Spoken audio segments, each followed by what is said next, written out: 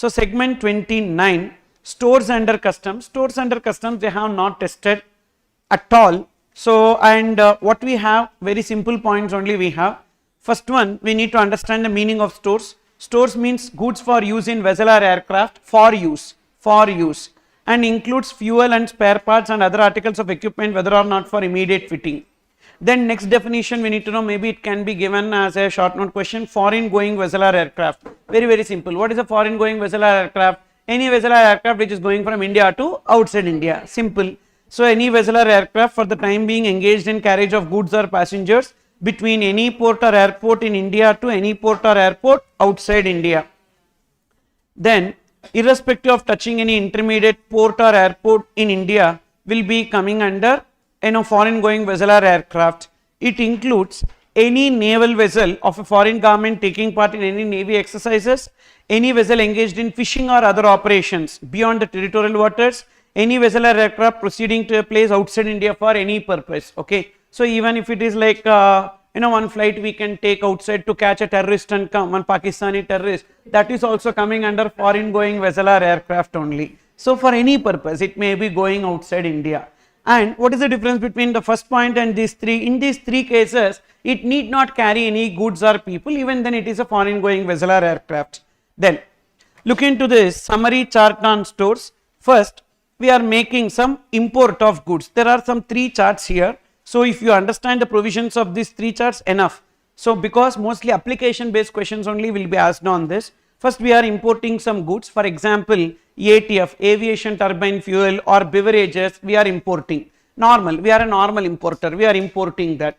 And we are making sale. There is a normal importer who is importing ATF or beverages and making sale to a foreign going vessel or aircraft. Whenever the sale is made to foreign going vessel or aircraft, then it will be treated as export for the purpose of customs. So kindly make the correction there. Sale to this vessel or aircraft is treated as export. It is not treated as export, treated as export. It is given as not, actually it is treated as export under Customs Act 1962, but it is not treated as export only under GST. So this will be normal supply and chargeable to GST. Okay, and because it is treated as export, the importer who is importing these goods, that is this ATF or beverages, has two options. Option 1, they can import the goods and keep these goods in a special warehouse. So there are three types of warehouse: public warehouse, private warehouse, special warehouse. So this can be deposited in a special warehouse without payment of customs duty, and it can be cleared as stores to a foreign going vessel or aircraft. No need to pay duty? Yes, no need to pay duty, because simple, when the imported goods are exported, we are not required to pay customs duty, because first of all it did not cross a customs barrier, so customs duty payment at all shall not arise. So imported goods deposited in special warehouse and cleared as stores without payment of customs duty, because it is treated as export under customs. Or option 2, what they can do, they can import, they can pay customs duty, thereafter they can sell to foreign going vessel or aircraft. As it is treated as export, they will get duty drawback. How much duty drawback they will get? 100% of customs duty paid on import if it is fuel, and if it is some other goods they will get 98% of customs duty paid.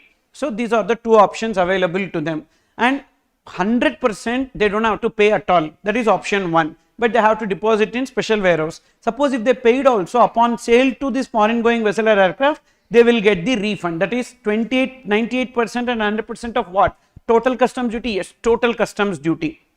Then suppose if they are making, and GST, what is the implication? That's a normal supply chargeable to GST. And next, and moreover the place of supply will be what? Ending point, because it is not supply on board a conveyance. This is not that, because we are selling to aircraft, we are selling to vessel. So it is a normal provision. Section 10(1)(a), supply involves movement of goods, so ending point will be taken. Now in that vessel or aircraft they sell to their passengers, na, for that only we need to take supply on board a conveyance. Fine. Then suppose if they are making sale to vessel or aircraft for domestic transportation, then what will happen? So it is like a normal transaction, it is an import, and they have to deposit in warehouse without payment of duty. As and when they make sale to them, they need to pay customs duty and clear it as stores upon payment of customs duty, or directly itself import it, pay customs duty, and then sell to this foreign this vessel or aircraft for domestic transportation. So right there, sale to this vessel or aircraft not treated as export under Customs Act 1962. Sale to this vessel or aircraft not treated as export under Customs Act. Only sale to foreign going vessel or aircraft is treated as export, not for this.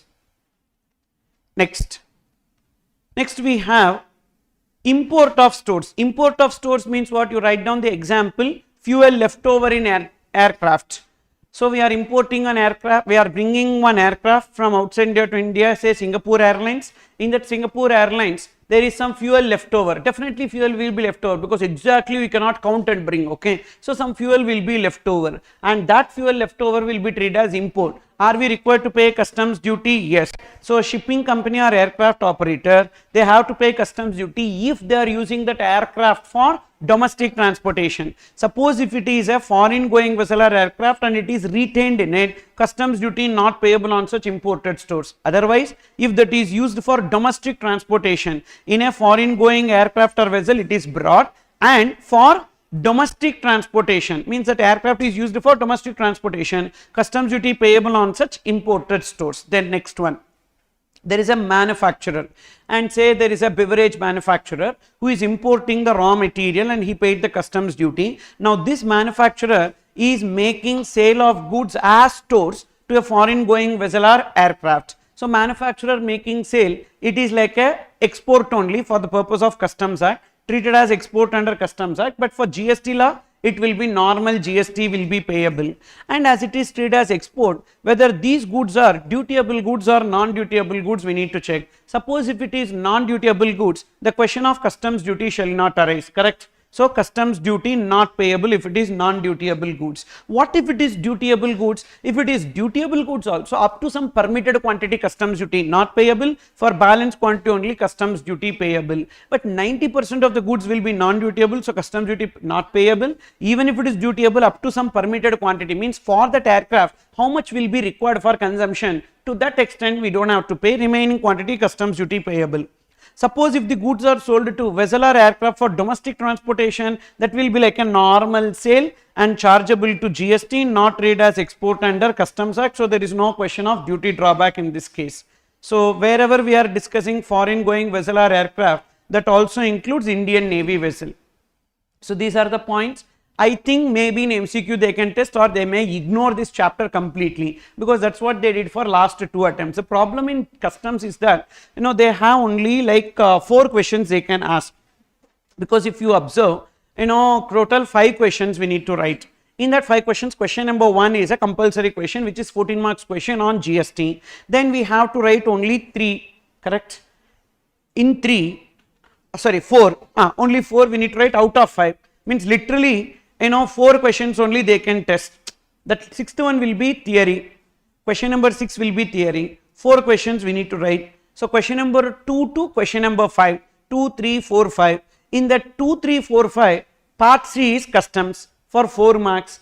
In that weightage, if you see definitely on valuation they need to ask one question compulsorily. One case law they are asking, okay, and thereafter they have limited options. This many chapters, limited options. Baggage, if they are asking, no, then they cannot ask on exemptions. If they are asking on exemptions, they cannot ask on baggage. Then they have only one option. So to ask any application based question, that's the reason why sometimes this chapter gets skipped. And FTP they will ask as question number 6 for a theory question, okay. So therefore that is about it. And provisional assessment interest computation is there, warehousing provisions are there, and procedures is there.